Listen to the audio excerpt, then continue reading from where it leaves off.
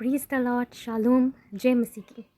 जब हम यूहन्ना और उसका अध्याय 5 का मनन करते हैं तो हम पाते हैं कि यीशु मसीह जी ने बैतसैदा के कुंड के पास 38 वर्ष के एक लकवाग्रस्त रोगी को चंगा किया था।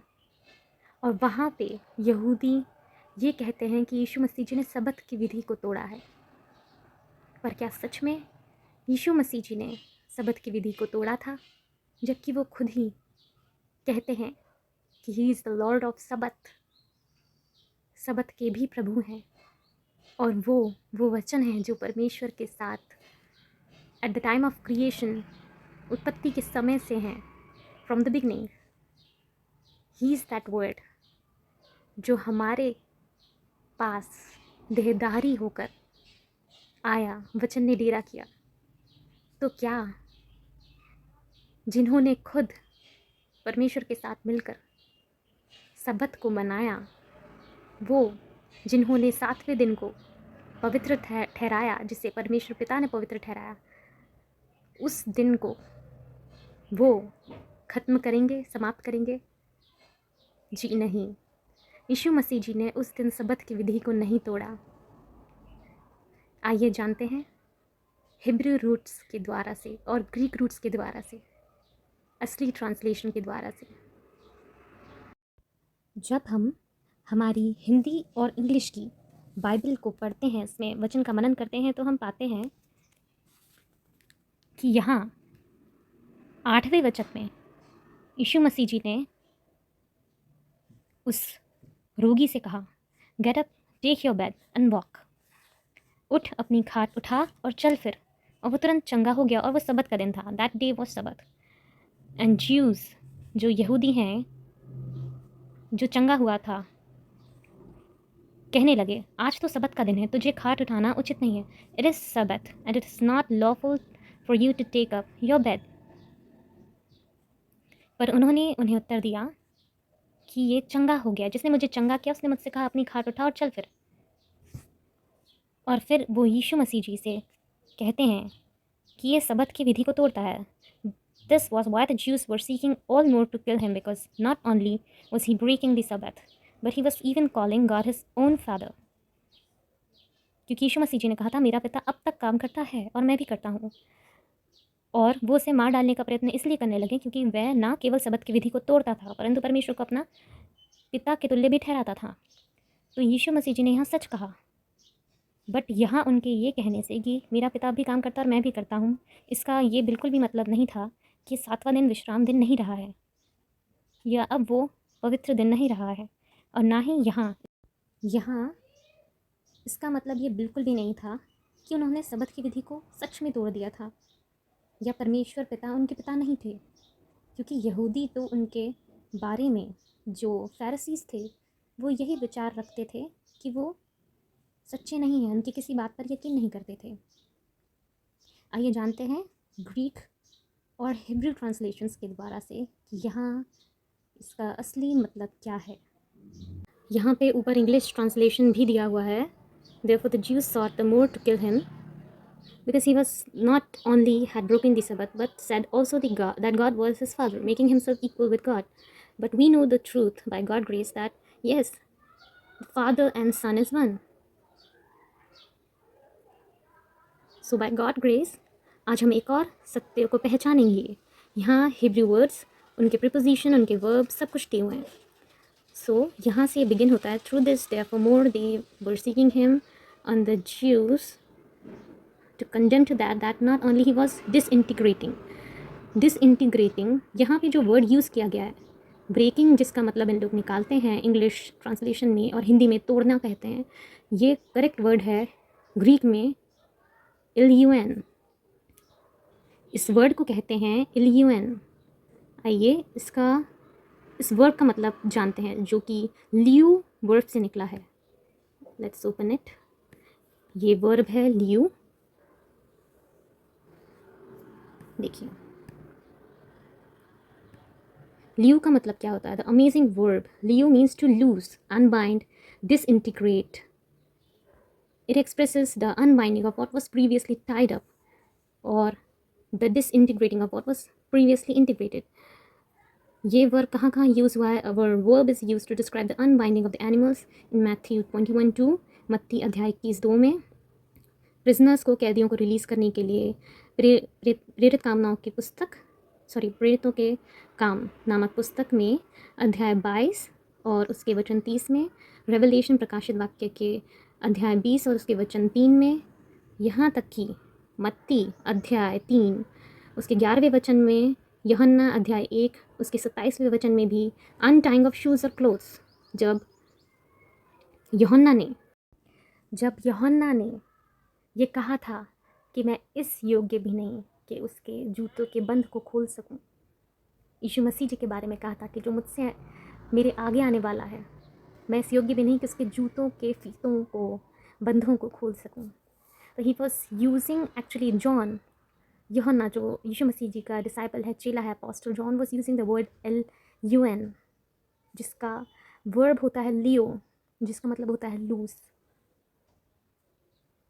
इसी प्रकार जब हम यूहन्ना उसका अध्याय 11 और उसके 44वें वचन का मनन करते हैं और हम पाते हैं कि यीशु मसीह जी ने जब लाजरस को जीवित कर दिया था, उसके बाद वो कहते हैं कि इसे खोल दो, इसके बंधनों को खोल दो, तो वहाँ उन्होंने वर्ड यूज़ किया था लूजन के लिए, LUN, जो कि लियो वर्ब से निकलता है। तो इसके अनुसार यीशु मसीह जी ने सबत की विधि को किसी भी प्रकार से नहीं तोड़ा था, क्योंकि जिसे परमेश्वर बनाते हैं, जिसे परमेश्वर ने बनाया है, पिता ने बनाया है, उसे यीशु मसीह जी सिखाने के लिए आए थे कि हमें किस प्रकार से, जब हम यूहन्ना अध्याय 5 का अच्छे से मनन करते हैं तो हम पाते हैं कि यीशु मसीह जी ने कहा है कि मैं जानता हूँ, मैं देखता हूँ कि मेरे पिता आज भी कैसे कार्य करते हैं और वैसे ही मैं करने आया हूँ। एक्चुअली यहाँ पे फरीसी क्या कहना चाहते थे, वो ज्यूस यहूदी क्या कहना चाहते थे? यहूदियों ने परमेश्वर के जो टीचिंग्स हैं, कमांडमेंट्स हैं, जो उन्होंने अपने हाथों से लिखकर मूसा को दिए थे, मोसेस को दिए थे तख्तियों पर, हमारी और आपकी शिक्षा के लिए, वो वचन, उन वचनों का पालन करने के लिए यहूदियों ने तालमुद और मिशना नाम के कुछ लॉज और बना लिए थे, स्वयं की कुछ परंपरा और नियम, जिनको वो इम्पोज करते थे, लोगों को सिखाते थे सिनेगॉग में कि उसके अनुसार आप परमेश्वर के वचनों का पालन कीजिए, इस तरीके से करिए। जैसे कि आज भी चर्चेस कांग्रेगेशंस में अलग अलग लॉज होते हैं कि हमारे इधर ये नियम हैं, पेंटिकोस्टल में अलग हैं, लूथरन में अलग हैं, ELC में अलग हैं, इसी प्रकार के कुछ नियम बना लिए थे उस वक्त फरीसी यहूदियों ने, जिन्हें तालमुद और मिशना ओरल लॉ के नाम से जानते हैं, नॉट रिटन। तो यीशु मसीह जी ने जब चंगाई की उस 38 वर्ष के रोगी की, तो वो ये कह रहे थे कि ये सबत की विधि को ढीला करता है, उसके नियमों को ढीला करता है पालन करने में, जिसे कि वो यहूदी लोग बहुत कड़ाई से पालन करते थे। तो उनका ये कहना था कि ये ढिलाई कर रहा है पालन करने में उन नियमों को, और वो डर गए थे कि अगर ये ढिलाई करेगा तो और लोग भी ढिलाई करेंगे जो नियम हमने बनाए हैं सबत की विधियों को पालन करने के लिए। तो यहाँ पे यहूदियों ने, फरीसियों ने ये बिल्कुल भी नहीं कहा कि यीशु मसीह जी ने सबत को तोड़ा है या उसकी विधि को तोड़ा है। यहाँ उनका कहने का मतलब था कि इसने सबत के पालन में जो नियम है उनका ढिलाई से पालन किया है, कड़ाई से नहीं, क्योंकि यहूदी अपने नियम, जो रिटन लॉज को मानने के लिए जो ओरल लॉज हैं, जो उन्होंने खुद ने बनाया, मैन मेड लॉज, उनका बहुत कड़ाई से पालन करते हैं कि हमें परमेश्वर के नियमों को मानना है तो हमें उनका पालन करना है, तो हमें इस तरीके से पालन करना चाहिए, और लोग कैसे पालन करें इसकी विधियाँ उन्होंने बनाई थी, जिसे यीशु मसीह जी नहीं मानते थे, क्योंकि वो परमेश्वर की बनाई विधियों को मानते थे, जिसे पिता ने मूसा के द्वारा सबको दिया कि ये मेरे कमांडमेंट्स हैं, उन्हें कैसे पालन करना है। और उन्होंने बताया कि मेरा पिता आज भी कार्य करता है, भलाई के कार्य करता है, और सबत के दिन भलाई करना उचित है। किसी मनुष्य को उसके रोग की बेड़ियों से, दुष्ट आत्मा की बेड़ियों से, बुराई की बेड़ियों से निकालना ज़रूरी है। भलाई के काम करने हैं, परमेश्वर के काम करने हैं, स्पिरिचुअल बीइंग होना है उस दिन, not a worldly being. That was यीशु मीन्स एट दैट टाइम, कि हमें अपनी इच्छाओं को, जो हम सांसारिक इच्छाओं का 6 दिन हम लुत्फ़ उठाते हैं, एंजॉय करते हैं, वो छोड़ के हमें एक दिन परमेश्वर के अनुसार उनके साथ व्यतीत करना है, ताकि हम सांसारिक चीज़ों से थोड़ा रेस्ट लें, खुद को रेस्ट दें और परमेश्वर की नज़दीकी में आएँ, एक दूसरे के लिए प्रार्थना करें, भलाई करें। यीशु मसीह जी ने फरीसियों से एक और बात कही थी कि जब सबत के दिन सर्कमसीशन कर कर, खतना कर कर तुम सबत की विधि को नहीं तोड़ते, तो चंगाई कर कर वो कैसे सबत की विधि को लूजन करते हैं? तोड़ते नहीं, लूजन करते हैं, ढीला करते हैं। क्योंकि पिता की यही इच्छा है कि हम उस दिन भलाई करें, सारे दिन भलाई करें, पर उस दिन हम पवित्र रहें, क्योंकि हमारा परमेश्वर पवित्र है। सबत के दिन भलाई करना उचित है। और जब रब्बाइज ने, फरीसीस ने, शास्त्रियों ने बेबीलोनियन तालमुद में जब रिसर्च करी तो पाया कि सबत के दिन भलाई करना चाहिए, उस दिन चंगाई करने से किसी भी प्रकार की ओरल या रिटन लॉ जो विधि है वो नहीं टूटती। और यीशु मसीह जी सत्य कह रहे थे। और पुराने नियमों की जांच करी मूसा के समय की, तो उन्होंने पाया कि सबत के दिन किसी मनुष्य की ज़िंदगी को बचाना, उसे चंगाई देना, दुष्ट आत्मा की बेड़ियों से बाहर निकालना, रोग की बेड़ियों से बाहर निकालना परमेश्वर को भाता है। उस कॉन्सेप्ट को हिब्रू में कहते हैं पिकुआख नेपेश। तो इसके अनुसार यीशु मसीह जी ने सबत की विधि को या सबत को नहीं तोड़ा। और यहूदियों ने जो वर्ड्स यूज़ करे थे वो ये कि ये सबत की विधि को ढिलाई से पालन करता है, कड़ाई से नहीं। तो वो यहाँ हमें सिखाने आए थे कि हमें सबत के दिन भलाई करना उचित है, हमें सबत का पालन कैसा करना चाहिए, कैसा भलाई का काम करना चाहिए उस दिन, और पिता की क्या इच्छा है कि हम सबत के दिन कैसे कार्य करें, उसे कैसे व्यतीत करें। इसके अनुसार सबत का दिन आज भी वही है जो युगानुयुग से रहता आया है। वो संडे का दिन, रविवार का दिन बिल्कुल भी नहीं है। क्योंकि अगर आप उसके बारे में रिसर्च करेंगे तो आप पाएंगे कि रोमन कैथोलिक कांग्रीगेशन ने 300 CE कॉमन एरा में रविवार को विश्राम का दिन लॉर्ड्स डे घोषित कर दिया था। और वो खुद इस चीज़ को मानते हैं कि ये परमेश्वर का ऑर्डिनेटेड दिन नहीं है। तो आप अगर उत्पत्ति का मनन करेंगे तो आप पाएंगे कि आदम के समय से, जब से आदम को रचा था, तब से परमेश्वर ने 7वें दिन को आशीष दी और विश्राम दिन ठहराया, जो कि विश्राम दिन बाइबल के अनुसार सबत का दिन है।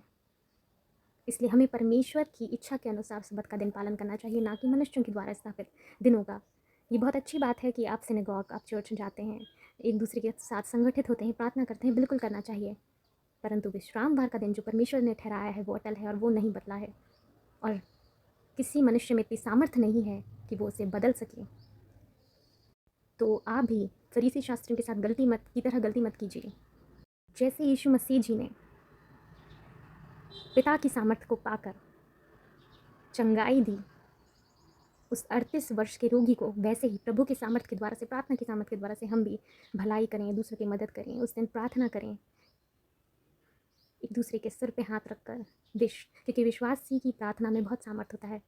और परमेश्वर ने कहा है कि जो कुछ तुम, यीशु मसीह जी ने कहा है कि जो कुछ तुम मेरे नाम से मांगोगे वो पिता तुम्हें देंगे। और पिता तो आप ही हमसे प्रेम करते हैं, तो वो क्यों नहीं देंगे? हमारे मांगने से पहले वो जानते हैं किस चीज़ की आवश्यकता है। तो अगर हम सच्चे मन से, पूरी आत्मा सच्चाई से प्रार्थना करेंगे किसी के लिए, तो वो बातें ज़रूर पूरी होंगी।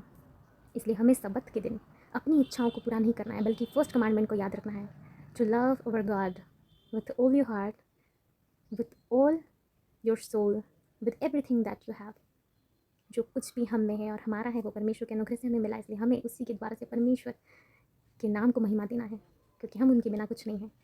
And on that day, on Sabbath day, हमें सांसारिक चीज़ों से खुद को ब्रेक देना है, रेस्ट देना है, उनसे दूरी बनानी है कि आज हम परमेश्वर के साथ पूरा दिन व्यतीत करेंगे। जैसे हम संडे को सोचते हैं कि हम आराम करेंगे, हम अपनी इच्छाएं पूरी करेंगे, तो हमें अपनी इच्छाएं पूरी नहीं करनी है, क्योंकि 6 दिन तो हम सांसारिक काम अपनी इच्छा को पूरा करने के लिए करते हैं। तो एक दिन परमेश्वर के साथ धन्यवाद करने के लिए व्यतीत करना है, क्योंकि इस दिन को प्रभु ने ब्लेस किया है और पवित्र ठहराया है।